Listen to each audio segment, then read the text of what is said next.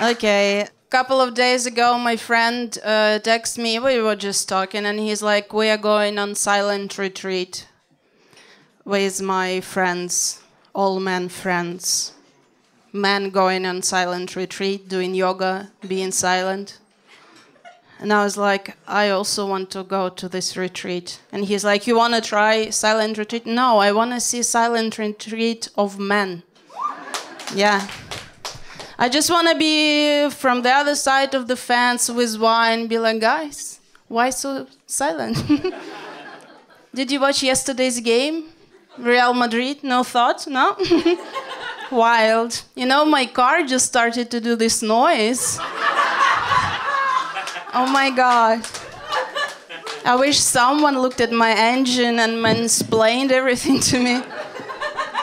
Still silent? Oh. I was just wondering, why wouldn't we print more money?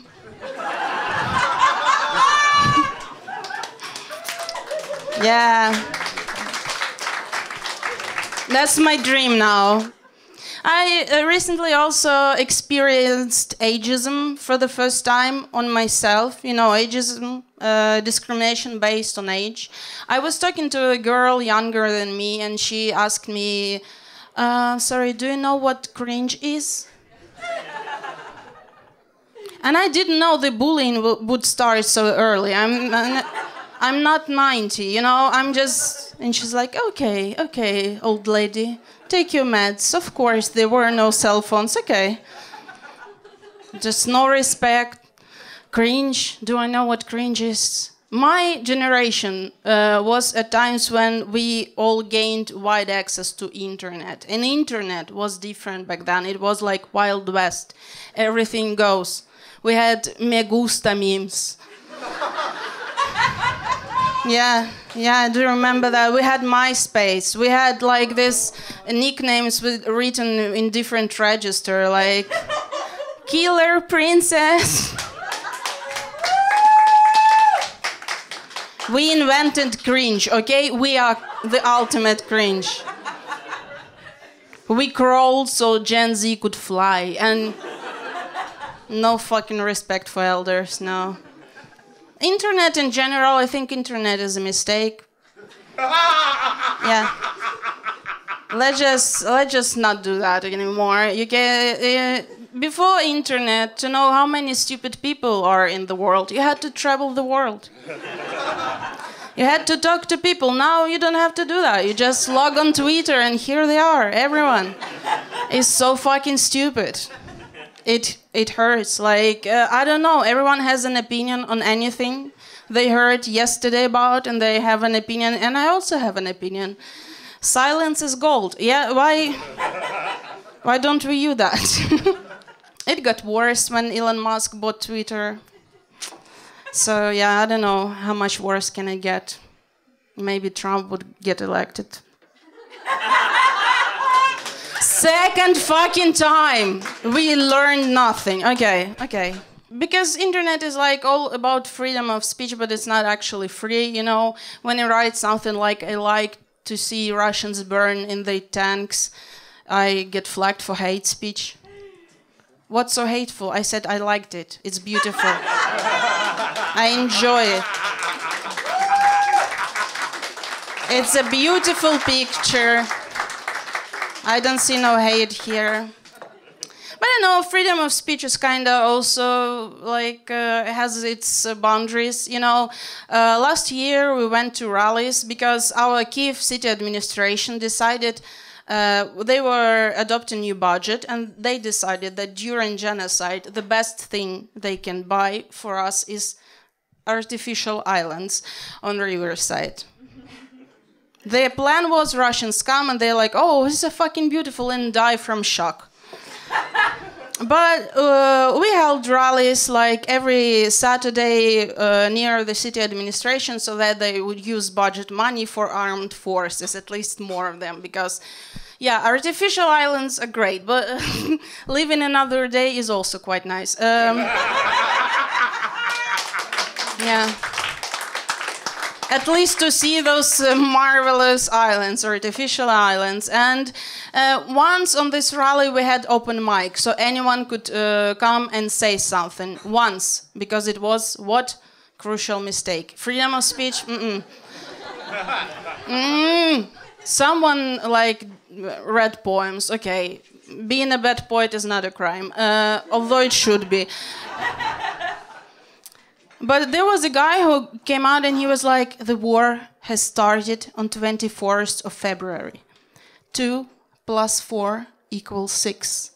The number of the beast. And we're like,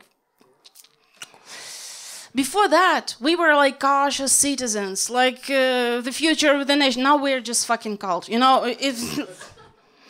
And to the more recent news, North Korea has joined the war. Have you heard about it? Yep. Yeah. Why? So no enthusiasm, no? Okay. Ukrainians were not surprised at this point. Ukrainians are not surprised at anything. I guess World War III is just when every dictatorship attacks Ukraine. It's just like, okay, great. Can we not participate?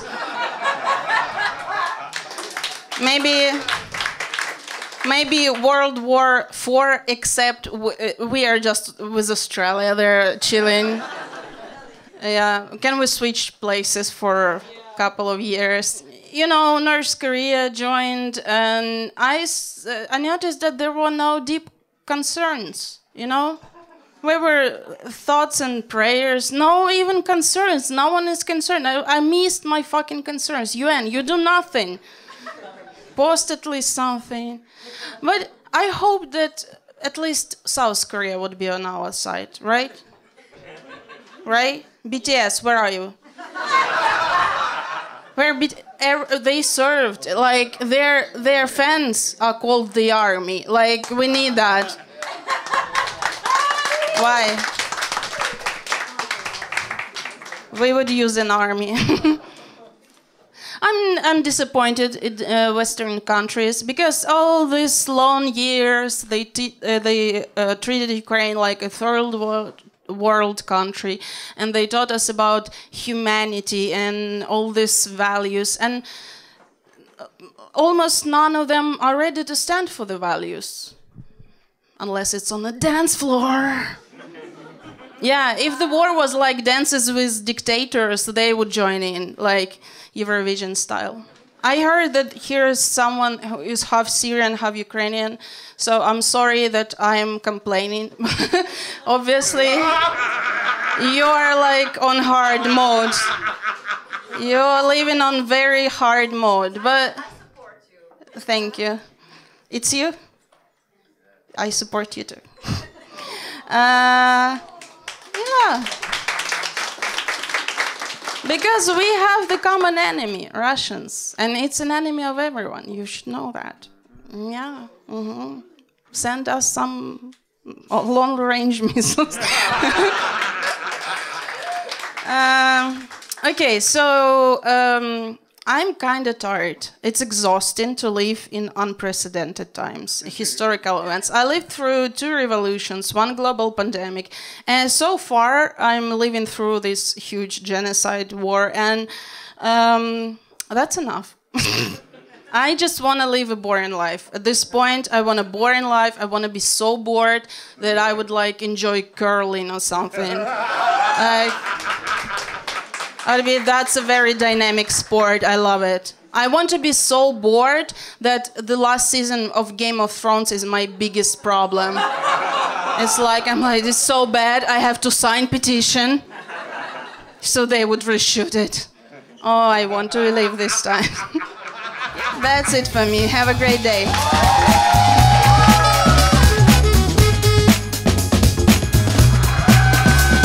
You know, guys, usually they say that good-looking men cannot joke well.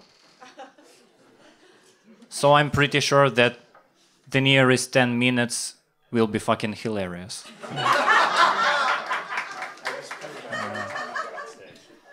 No, I have some jokes here. Usually I say jokes you laugh. I say jokes you don't laugh.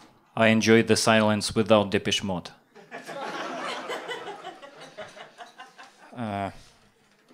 So the first joke for you. I grew up in a very poor family in 1990s, and my family was saving money on everything, even on water. And when little me was in the bathroom, my grandpa used to say, "Stop washing head!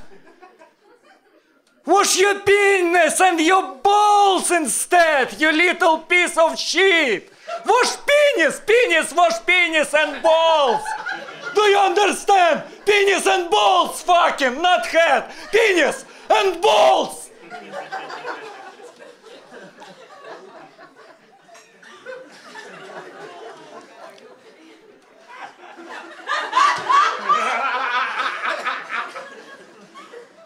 I say, "Grandpa, do not interrupt. I know better how to wash you."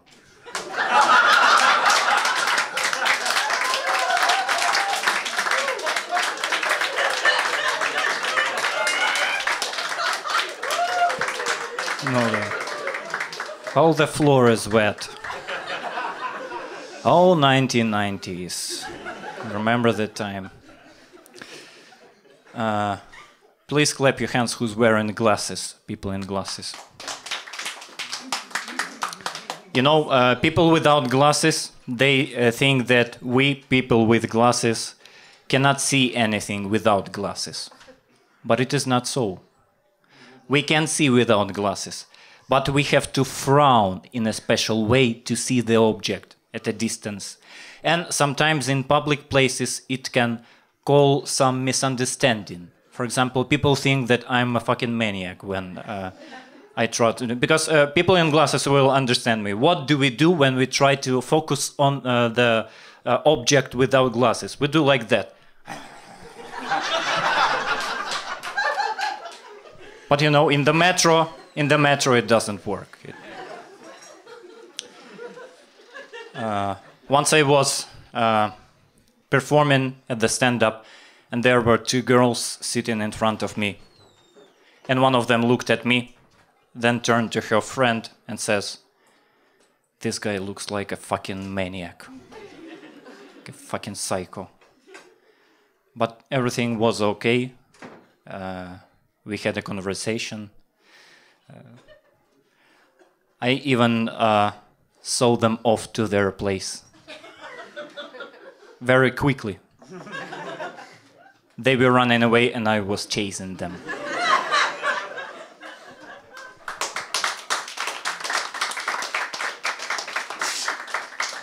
You know, I really feel offended when people confuse me with a maniac.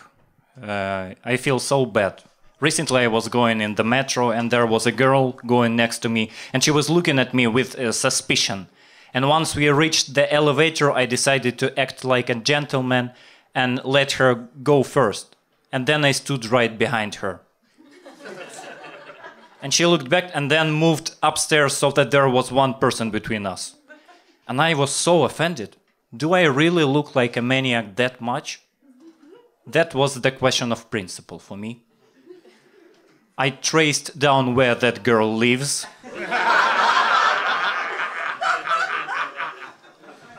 Waited for her in the night. And we had a very good conversation together. Other married people in the house. Clap your hands, Sus. Okay, 1, 2. The second one is my wife. Yeah, actually. Not so many married people. Not so many married people.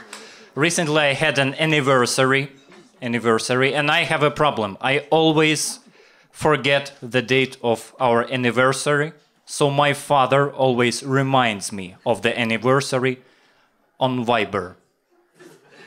So I congratulate my wife with the anniversary also on Viber. Well, actually not congratulate, I just resend my father's message to her. So this year she got a message, "Remember to congratulate your wife, you fucking idiot."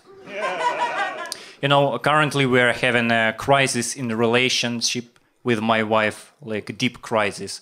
We've been together for 9 years since we were students, and like now we have deep crisis. We always have some arguments. We condemn each other, blame each other for the argument, and we decided to find the family therapist. And it turns out that it's not so easy to find a good family therapist in Ukraine. So now we blame each other of finding shitty therapists. Recently we were at the therapy and the therapist drew 3 circles on the desk and says, you can see there are 3 circles. Okay, so in this circle you are little children that react to everything like small children. In this middle circle you are mother or father that reacts to the partner like a parent. And in this last circle, you are adult people who realize everything. So 3 circles, 1, 2, 3. Where else do we have 3 circles? In number 3,000. 3,000 hryvnias. Thank you very much for your attention. And that's it. That was it. Are there any people from Kharkiv? From Kharkiv. Great, great. You're from Kharkiv. Cool, cool. People from Kharkiv.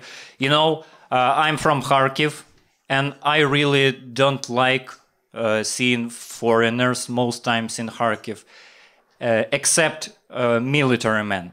Because if there are not military men, they are foreign journalists now, who come to Kharkiv just to take pictures of the destroyed buildings and to make a career and just go back to their country. And I feel bad about that. One day I felt really mad at the railway station in Kharkiv. There was an American journalist. She came up to me and said, "Excuse me, sir, can you please tell me where can I find the central city square with the massive destroyed buildings over there?" And she was saying like that, with the massive destroyed buildings over there. I want to see at least one destroyed building. Why there are no destroyed buildings? What am I supposed to take the picture of? I say, "Excuse me, I'm not local. I escaped to Kharkiv from Ivano-Frankovsk.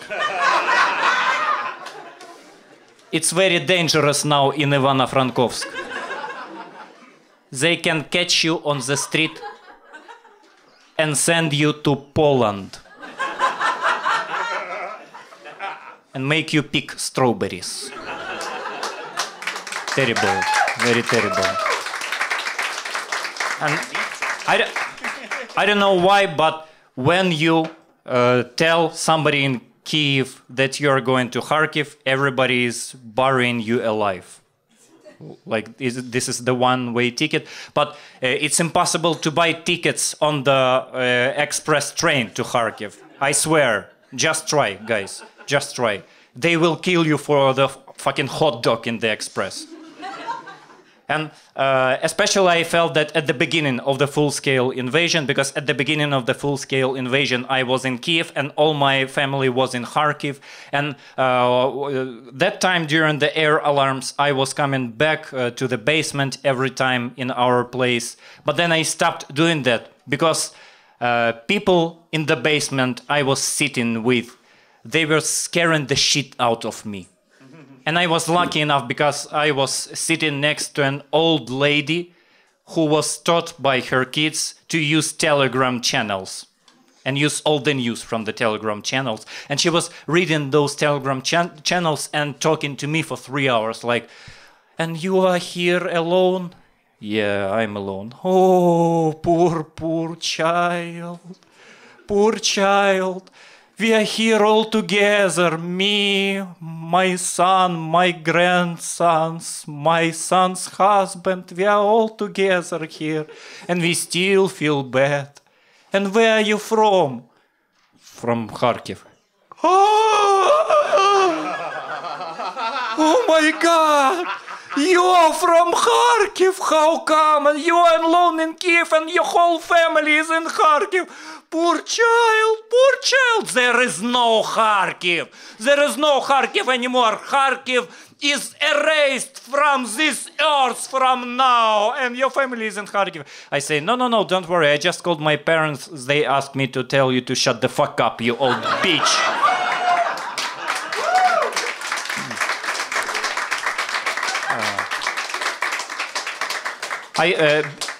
Before the full-scale invasion, I used to travel a lot. Have you guys been to China? Anybody have you been to China?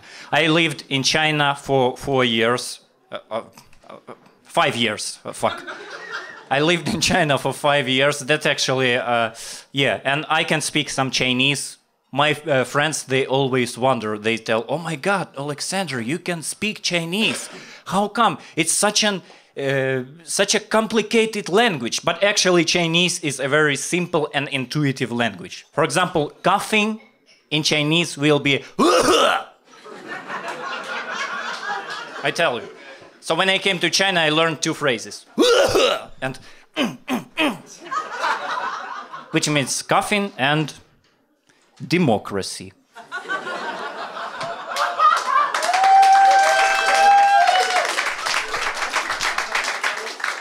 Okay. Thin humor, thin political humor. Okay, yeah, in China I used to work as an English teacher.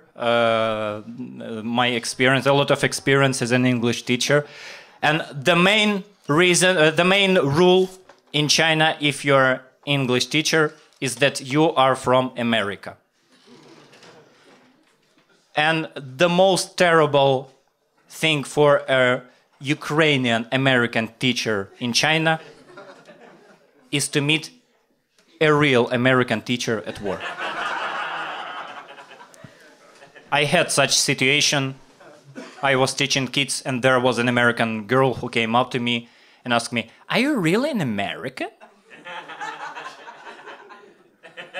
And I'm like, "Yes, of course I am."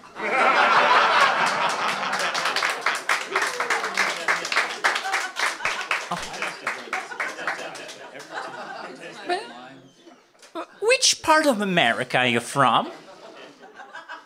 I'm from Massachusetts, сука, блядь.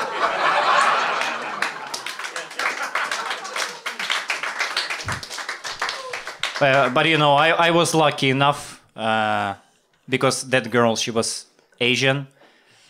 So I told all the Chinese guys she's Chinese as well, but she's just a fucking scammer. And it worked, it worked. Thank you to the racism in China, and thank you as well, guys. Thank you, thank you.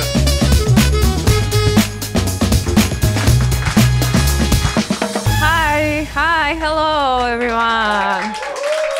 Hi. So, I used to live in Brovary. Yay. And then I moved to Kiev, and I got this little apartment. It was nice, and after 2 months, I found a cockroach. For my Ukrainians, it's kakoroch. Have you ever found a cockroach in your house? Okay, you can shout at me. What did you do with it? Kill him. Right. What else? Flush. What? Flush. Flash? Down the toilet. Flash down the toilet. So kill them, basically. Different types of killing cockroaches. Yeah. You want to know what I did? You know, as a strong, independent woman, I took a cup and I put a cup on it. And I moved. No, you think I put a cup on it and then I took something like a, how do you call it? Like a paper, and then I did this, and then I did this, and then I did this. No, I didn't do anything. The cup stayed there for 3 days. I mean, I couldn't deal with it. I mean, I hate cockroaches. It's disgusting. And then I felt very anxious because I started thinking, what if he's not dying there? What if he's getting ready to meet me? What if he's like doing push-ups, sit-ups, pull-ups? You know, he's getting jacked. He's like holding a cup on 6 legs, like this. He's doing this. He found a knife, he's sharpening the knife. And then if you look a little bit, a cockroach jacked arm with a knife would fuck you, fuck you, fuck you. Or even worse, what if I took a cup and there's no one there? And then I look at the cup and he's like this. I have a knife, bitch. I actually love doing stand-up in English even more than in Ukrainian because I have 2 different personalities, English personality and Ukrainian personality. In English, I'm more open and confident. I figured out why. It's because my English personality was raised by best TV shows, comedy TV series like Friends, The Big Bang Theory, Office. And my Ukrainian personality was raised by my parents.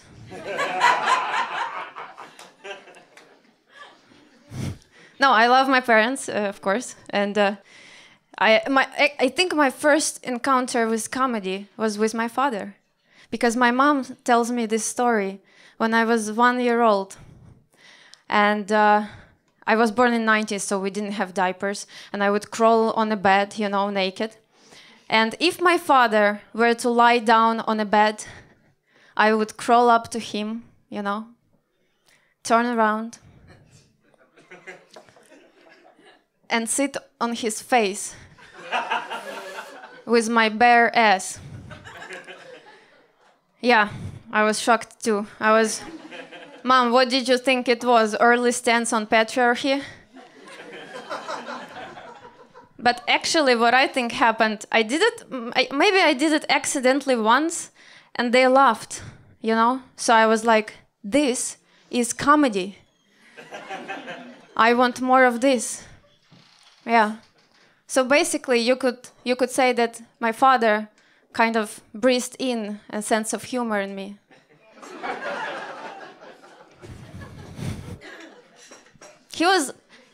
You could even say that he was the first human being who kind of liked my material. Nice. Okay. Yeah. Good luck. Oh, 9-year-old is gone. Go on. Let's go. It's great. So, about the faces, I have a question for you guys. Do you know what a resting bitch face means? Clap if you do. Okay, clap if you don't. Yeah, you probably have it.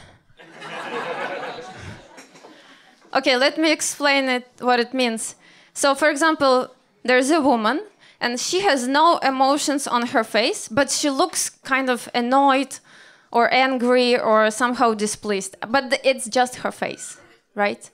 And when I first heard this phrase in English, I didn't know what it meant. I thought it means a face of a woman who is resting on a beach. So basically, very happy face, right? And so we don't have this phrase in Ukrainian language, actually. We don't have even the equivalent of this phrase. You want to know why? Because Ukrainian women do not rest. We work. Right? Yeah, and I was walking down the street with my friend, and I saw this girl, and I told him, hey, look, a resting bitch face. And he was like, what? No. I said, a resting bitch face? He was like, why would I arrest her? I'm not a police officer. What are you talking about? I was like, no, a resting bitch face. He was like, are you hungry? You want a fruit? I don't have a peach. I have an apple. What do you want? So I explained it to him, and he listened to me, and he was like, you have one? What? Excuse me? He was like, yeah, you have one. Why do you think it's so easy for you to see them? And I was like, oh my God, I thought I was perceptive. Turns out I was just looking for my own kind. I see you bitches out there and I'm with you, I got 99 problems and resting bitch is one. Yeah. And I didn't believe him at first, but then I started to remember people coming to me and saying, hey, what's wrong? And I was just concentrated, I was nothing. And they were like, what's with your face? I was like, fuck you. What are you talking about? So I decided I will ask my boyfriend because he will not lie to me, right? So.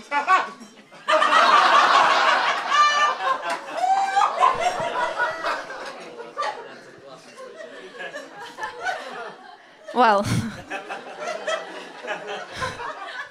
So I was like, hey, do you think? And he was like, yes. Immediately. Do I have? Yes. So, I mean, come on. You don't see it now, right? It's not bad if you have. No, you if I will listen, I can show you, but no one wants to see that. So actually, I accepted this, and as a proud member of a resting beach face society, I want to say to all of you beaches something. If life give you lemons, at least they match our sour face. Thank you. So I have a boyfriend. He's a comedian. Right. We have a lot of fun, and I like making him laugh because if he laughs, I know I'm getting the best feedback, right? I mean, I feel proud. So once I made him laugh right before a blowjob. Yeah, I was holding his dick. He was laughing out loud. He was blown away. I mean, I didn't even get to the blowjob. I was like, my job is done here. I mean, this mouse did everything it could. So to go even far with comedy, I sat on his face, you know.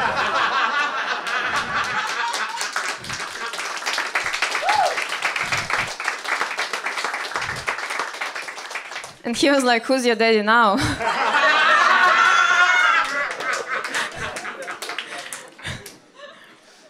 So there's a little issue, you know, in a relationship.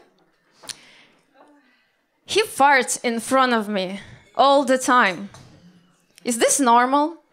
Like, people say, like, if you fart in front of your partner, it means you have deep, meaningful relationship. That's what he said, actually. I've never heard anyone say that, like, I've never heard a woman say that. I never fart in front of anyone. I would rather die. It's so embarrassing. I would hold my farts, it will go inside. I will not burp, it will go inside too. In the end of the day, I'll explode. That's it. That's it for me. I would not do that. I will give you one sexist generalization in my set. Okay? Are you ready? Yeah. So for a man, farting in a relationship, it means I trust you. For a woman, it means no more blowjobs. It means like, I don't care anymore. I'm leaving you. Well, no. Yeah. So, actually, the only reason I tolerate it, because he's being cute about it. He does a little joke every time he farts. He does like poses, skits, beats, songs. He does a little performance every time. So if it's funny, I'm like, okay. He would be like, you know, he would feel fart coming, and he would be like, and I was like, well, this sort of funny, right? He's like a human-sized whoopee cushion. It's like I come home and I talk to him, and it's like I'm in a show between two farts. You know? Same level of awkwardness, words scripted, no Zach Galifianakis. It's for people in the comment section, okay? You know, between two ferns, there's a show. Anyway. Thank you. You're so proud of yourself. You should be. Yeah. Yeah. Sometimes he plays games with me. He would be like, "Guess my fart." I don't know the rules. I never guess, and he farts in the end. There's that. You know, but I mean, I've learned to accept this thing because I even get philosophical with it. Once he did this, he was sitting, and you know this move And I look at him, and and no, it's fine. And then I think, well, without sound and smell, fart is just ass exhale. So once I came home, and he was like, guess how much I farted today? And I was like, I don't know. But he was like, I'll give you a hint. This number is easily divided by 1 and 13.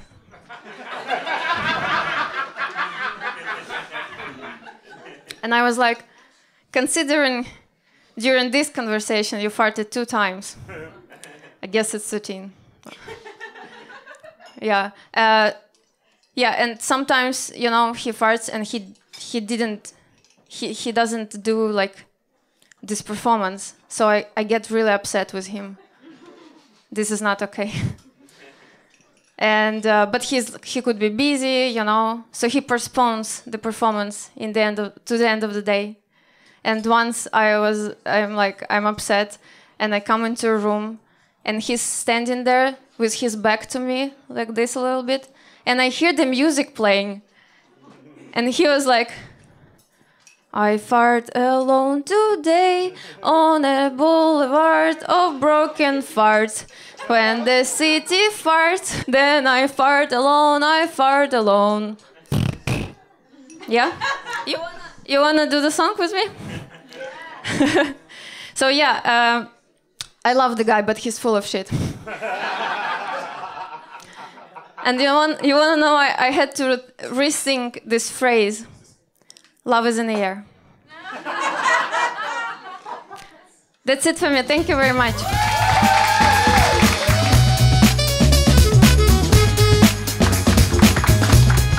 Good evening, guys. You doing all right? You having a good night? Yeah. Okay. Just so that I know how much of my material is going to work tonight, question. Raise your hands if you are not from Ukraine. Okay, perfect. Awesome. Yeah, we're going to have a good night. So many foreigners, and like being here in 2024, I'm extremely grateful to you foreigners still being here. I know it's hard for you. And I know that many of you found home here for their own reasons. Like Americans finally could smell the taste of like emerging democracy. Germans felt just a little bit nostalgic, and British finally felt the taste of real food. Like everyone for their own reasons. And for the Americans in the room, I know there's not many of you here today, but like sincerely, I am sorry. It's gonna be okay. Just joking, but I have a lot of American friends, mostly Democrats, and they, like, on the day Trump got elected, they really, like, sounded desperate. But it sounded like their, like, only backup plan is, like, stop the planet, I'm gonna get off. Have you seen that? And I'm like, okay, just imagine we stop the planet, you get off. Where do you go? Mars? There's Elon Musk there. Like,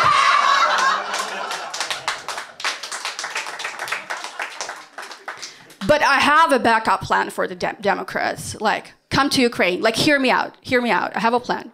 I think you Americans, you've been helping Ukraine so much that now it's our turn to return the favor. Like, come to Ukraine and be sure that whenever you are in need, we're going to help you out with abortions when you need it. Mars. Yeah, speaking of planets, have you heard that Mercury, you know what Mercury is going to retrograde again? Oh no! Really? Again, in November. Yeah, end of November. So raise your hands if you know what it means. Things are gonna be bad. Things are gonna be bad. Yeah, exactly. So, like, it starts on November 23rd. Mercury is gonna go to retrograde again. So, like, if for some reason, like, you don't manage to sign a contract, or your business goes down, or your boss, like, shouts at you, don't worry. It just means that your mom was right and you are a failure. Like,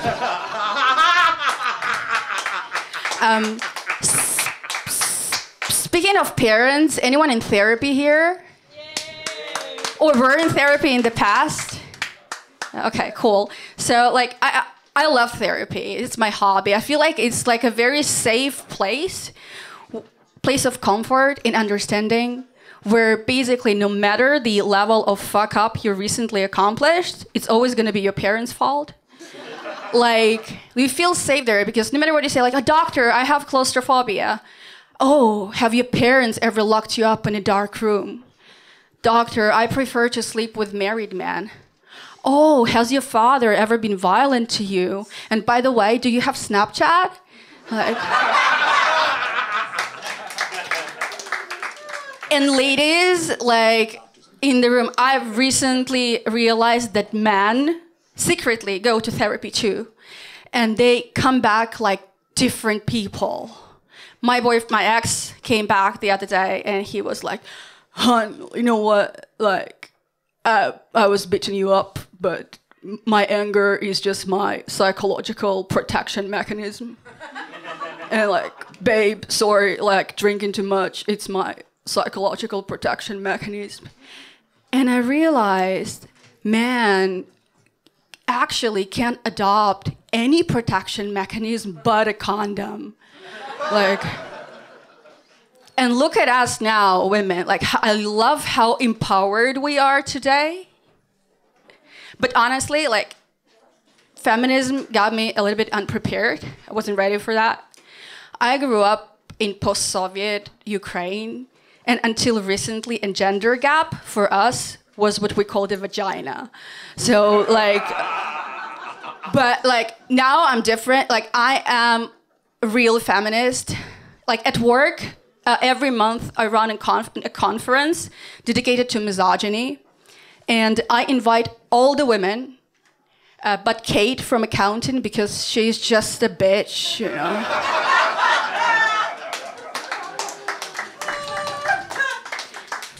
But I'm a real feminist, and like, I'm so feminist that I cannot watch videos with male chefs cooking. Because every time the male chef goes like, "Now chop some onion and put some garlic in," I go like, "Don't tell me what to do." and then my food tastes of overreaction. And I think like a lot of problems we have between the genders, multiple, not just two, multiple genders, is because we just don't understand each other. Like, my female friends, for example, they don't know their men. They started posting articles online, and then they're reposting stuff that is called like 5 ways to attract a man, 10 ways to get men attracted, or 7 ways to keep a man. I'm like, oh my God, so much content for just one answer. Anal. Like,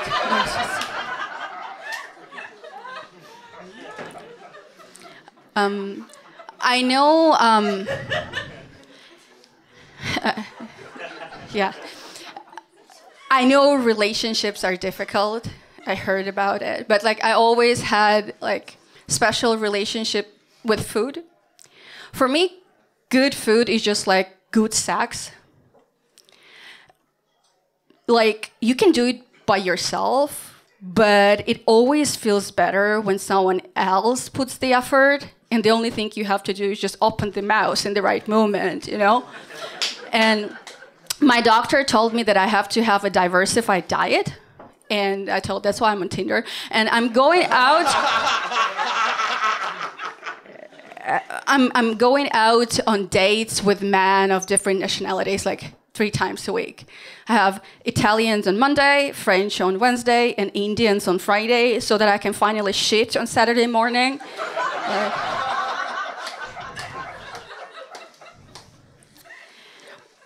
And I tell you, by the way, anyone above 30 here?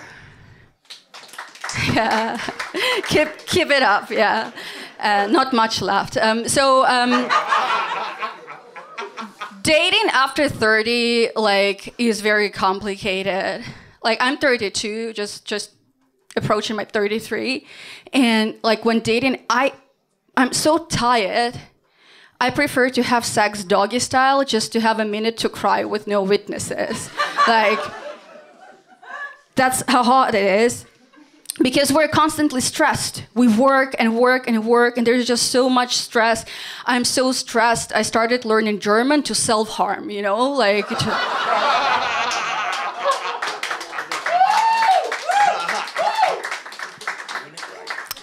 I speak 5 languages. 5. And like Kate said in the beginning, I completely agree. Like, with every language you speak, you got a new personality. Like, in English, I sound confident. And in Chinese, I sound rich. In Japanese, I sound like Pornhub. But in Polish, I just don't want that personality, you know? And I'm saying that because I've spent like 2 years in Poland.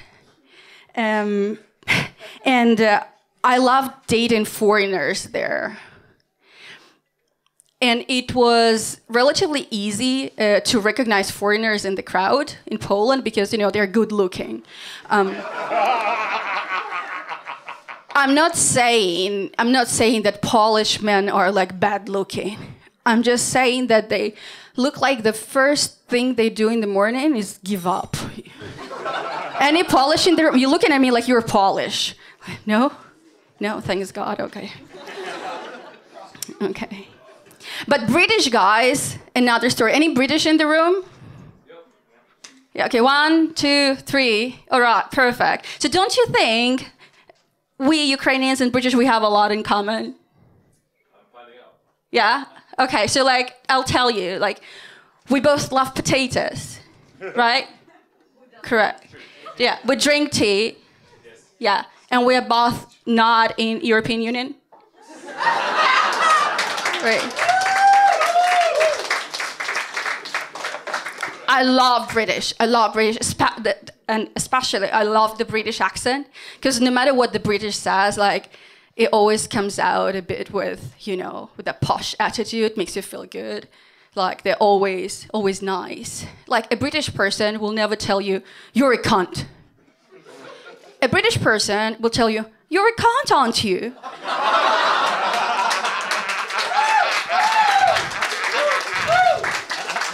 They give you a choice, you know?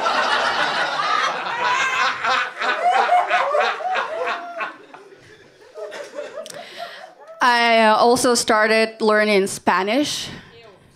Not because I don't like English, I just really like a good fuck. And one of my hobbies recently is pretending to be a Latina. And I can easily do that because all of you are racist. And because, to be honest, like, where I come from nowadays is like, it's not sexy anymore. I tell an American guy in the bar, I am from Ukraine, and he goes like, fuck Putin. He doesn't fuck me. But if I tell an American guy in the bar, I am from Venezuela, and he goes like all excited and blushing, and he goes like, oh my God, so interesting. I've never been to that part of Mexico before. Thank you guys, that's my time.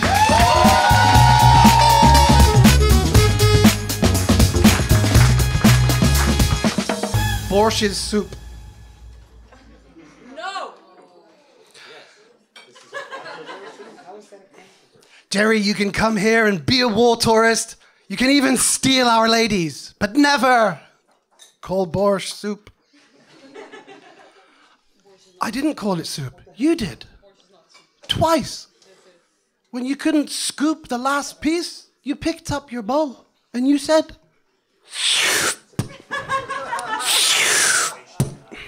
okay, it's really great to be in Kiev. The longer I'm here, the more I learned about your fascinating history, and I would like to share with you a story. It dates back 1,500 years. Most of you would have heard this story, but this is my version. 3 brothers and a sister are sailing down the Desna River. And they're approaching another mighty river. Key. Key. Why does brother Key ignore me? Key. Kui. Yep. Yep. We're approaching the mighty river. Which way should we turn? Well, if we turn that way, we'll have to face a new enemy. The North Koreans. And the other way, we'll have to watch out for the Drevliani. What's that, Sister Libid? Those damn Drevlianis, if it was up to me, I'd burn them alive and bury every last one. Whoa, what's got into Sister Olga? Sister Libid. What kind of a woman thinks like that? Okay, let's follow the sunset. Horiv, you monitor the left bank. Which one's that, Ki? Do you remember where we signed the Treaty of Pozniaki? Treaty of... Oh, the place on the right. Yep, that's the left.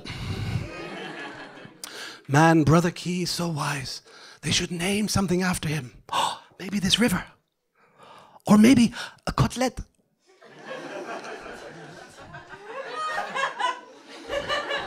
For my 10th birthday, my parents got me a football. It was perfect. It was ready to go. Kids in school were going to love it. On the way to school, there was a gas station with an air compressor. And I thought, let's make this perfect ball better. Psh! It worked. The ball bounces twice as high. The kids in school are going to totally love this. But now I'm thinking, can I make something better than perfect? I'm 10, remember?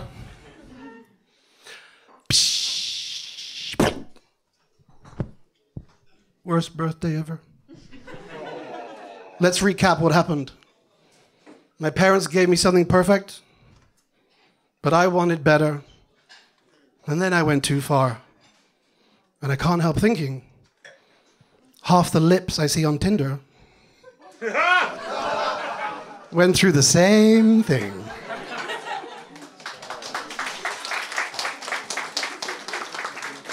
I was awoken the other day around midnight, air raid sirens, and I'd just fallen asleep. Okay, it wasn't midnight. It was, what was it, 12 past 11? Microwave said 12 past 11. Damn it. I just missed 11:11. I can't make a wish. Suddenly a bomb drops. Please don't let the next be me. Please don't let the next be me. Frantically checking for updates, I dropped my phone. Please don't let the screen be smashed. Please don't let the screen be smashed. I don't know which was scarier, equally scary. I know some of you are thinking, what kind of a person has a microwave in the bedroom? This person, I can't stand all the beeping. Everything in my house is beeping. The washing machine is beeping. Beep, beep, beep. Get your filthy clothes out of me. Beep, beep, beep. What do you mean, filthy? So yeah, I would rather make 4 trips to and from my bedroom than hear the incessant beeping. It beeps for 5 minutes after it's finished. Anyone? Does anyone have one of these microwaves that just never stops beeping?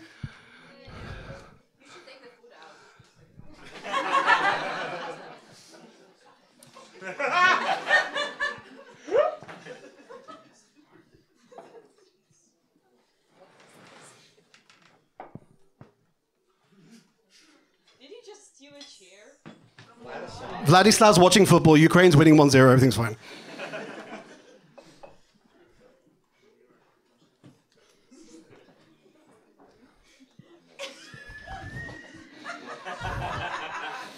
Okay, let's reheat some borscht. What do you reckon? 3 minutes? 3 minutes? 3 minutes.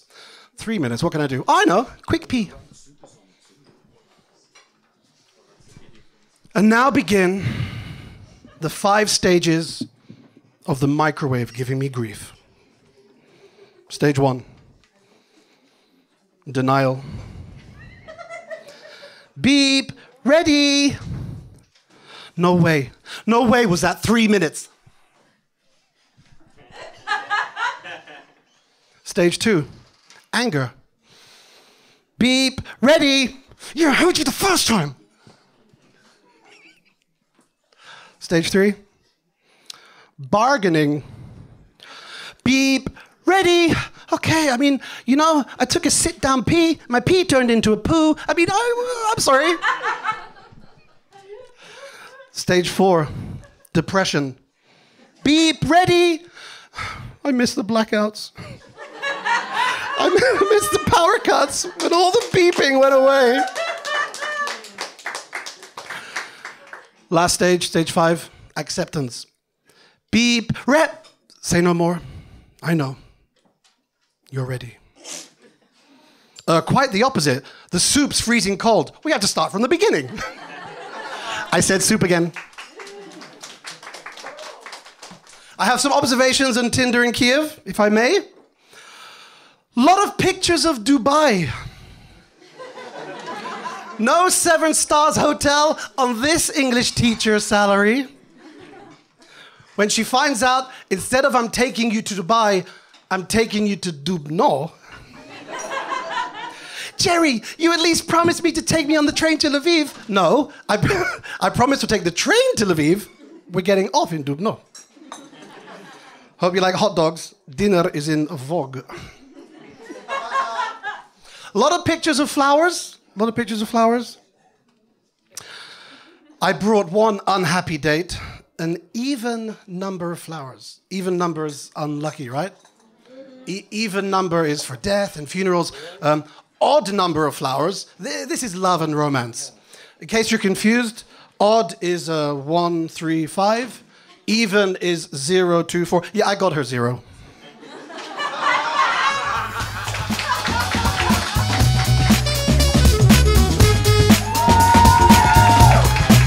At first, sorry for my English, it will be not so perfect, sorry,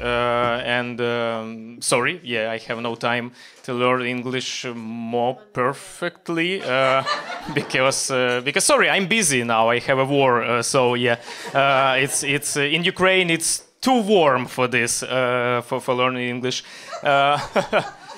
Yeah, I had English in school, sure, I had English in school, but I have no topic war or measles or frontline. So yeah, I had topic garden, and if some word will be incorrect, please shut up. Yeah, shut up yeah, you know, my English is perfect. Yeah, because I understand what I mean, it's you don't understand. So that's your English is bad. You must work harder, yeah? Harder, better, faster, stronger. Yeah, you know, often journalists ask me, very often journalists ask me, no, not often, all right, twice. All right, not twice, once I asked the journalist, is it difficult to write jokes when it's during the war? No, it's I can tell that it's no.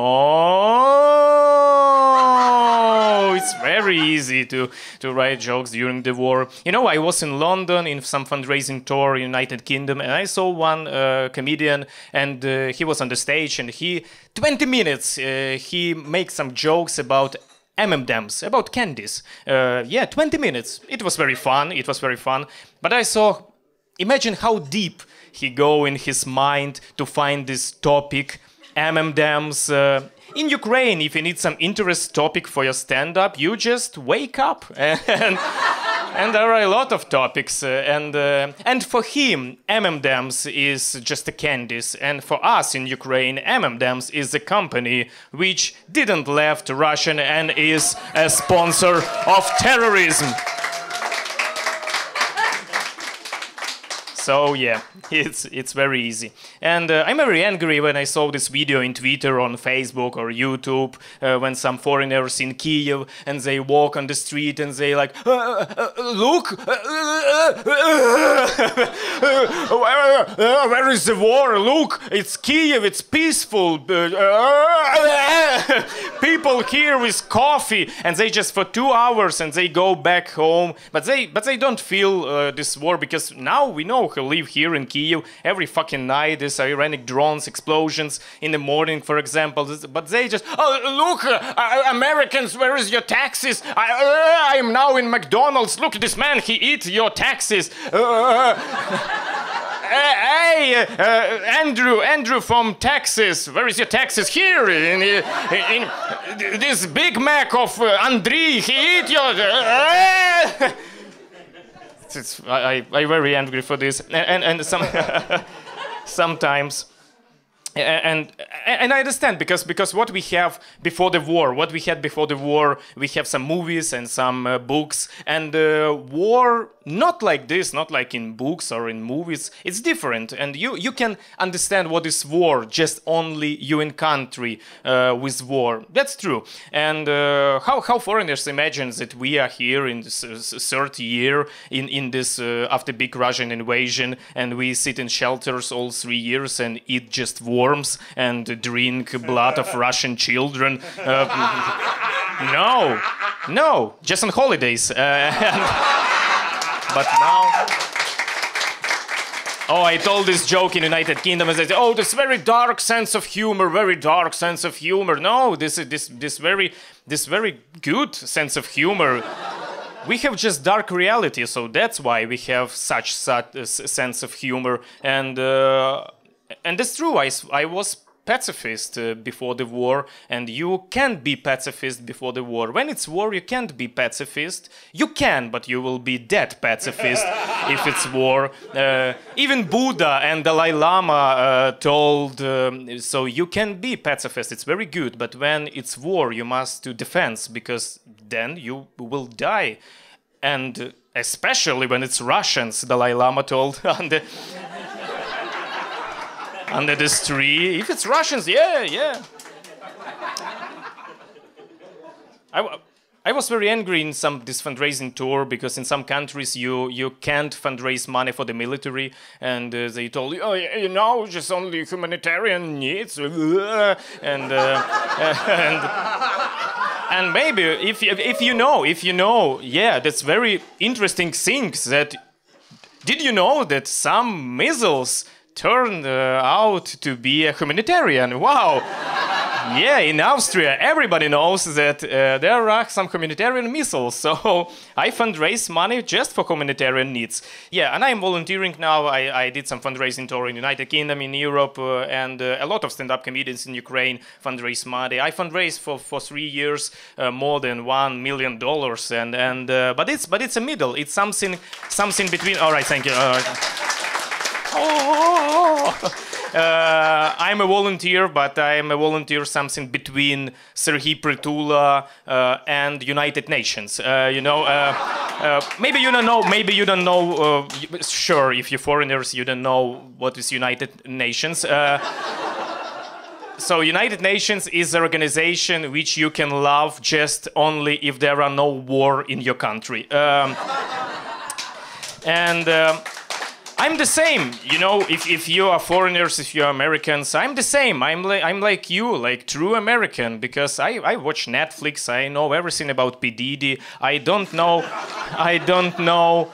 I'm a true American. I don't know personally no one who voted for Trump. I'm a true American. So and I have Apple iPhone, and I have some apps, different apps. And what is the difference between me and American student, for example? That I have some app what can warn me when I can die. I am talking about air raid sirens. And it's we have different apps, and we have very powerful IT technologies here in Ukraine, and that's why we have a lot of different apps what warn us when we can die. Different. You can choose different colors, and it's some kind of competitions between the IT people. Different voices, for example. We have that we have, for example, Mark Hamilton from Star Wars. He records some voice for this air raid siren, and I just can sit and my phone tell me with the voice of Mark Hamilton,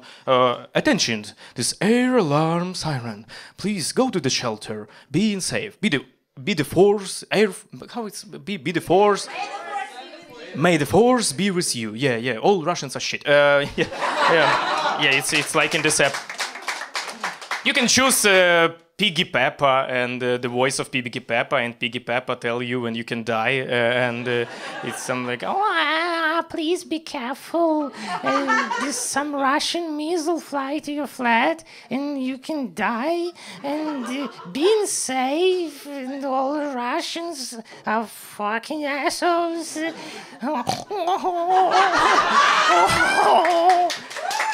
Or Marge Simpson. Oh, be careful! And it's very interesting time for living. Very interesting. And what is so for some you know here in Ukraine, and maybe some foreigners watch this video. And what is air raid siren, air raid alarm? It's mean that some Russian missile or Iranic drone fly to exactly to your city. And you know now that we have critical air raid alarm. So air raid siren is like and critical air alarm like And at first year of big Russian invasion, I heard this air raid siren like but now I hear this air raid siren on the street like oh fucking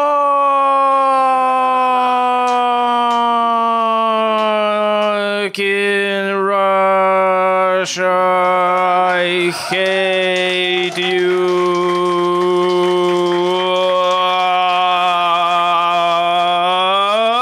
And I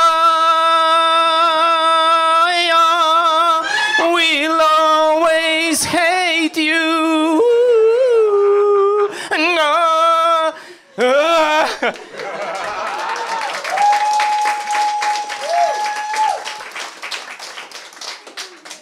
It's very interesting time for living in Ukraine. We love Boris Johnson.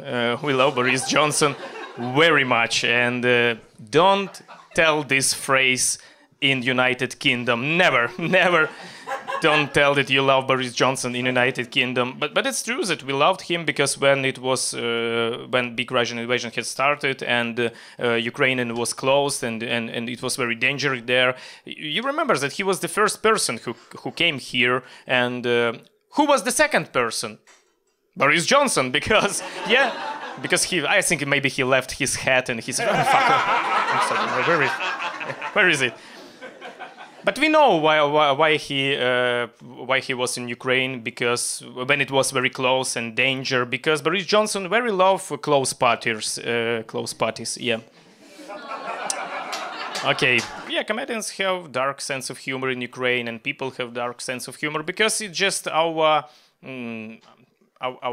trying to keep our cold mind, all right, to mental health, because we laughing, because we are scary sometimes, and soldiers has very dark sense of humor because every day they can die on the front line. So that's why I was in Mykolaiv. It's a city near front line, and there were a lot of explosions at that year. And we made in shelter some gig for civilians. And some woman came to me and asked, "Please, can you wait after the stand-up 10 minutes because the soldiers from the front line they want to speak with you, and can you just wait there?" Sure, yes, of course. And after the stand-up, two soldiers, they were very dirty uniform and very tired, and then they just came to me and asked, "Please, sorry for the late. Please, sorry. We was under the artillery missiles. Please, sorry we late." And I said, "What the fuck? You sorry? No, you sorry." And they, no, you sorry. Because we were in a car and there is some artillery explosions, and we threw out from the car and we was on the field, no shelter, no trenches, explosions there. And I told to my friend soldier, maybe this is the end, maybe that's finish. And he told me, yeah, and even we are late for the stand-up, fuck. and then the soldier told me, "You want a joke?" And I say, no, I don't.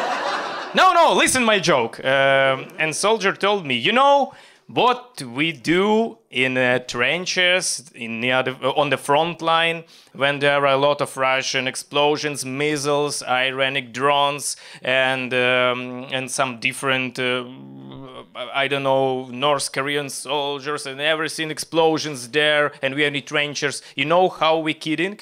How? We called the police, and tell them, please, come here because there are gunshots, some hooligans. Psh, psh, police, please, come here. And they told us, fuck off, please, fuck off. And you know, sometimes we call to delivery and ask some pizza too. And you know, we have some people in delivery that told us, all right, tell me please the street and number of stretches and we will quattro formaggi. Thank you very much. Thank you very much. Have a good day.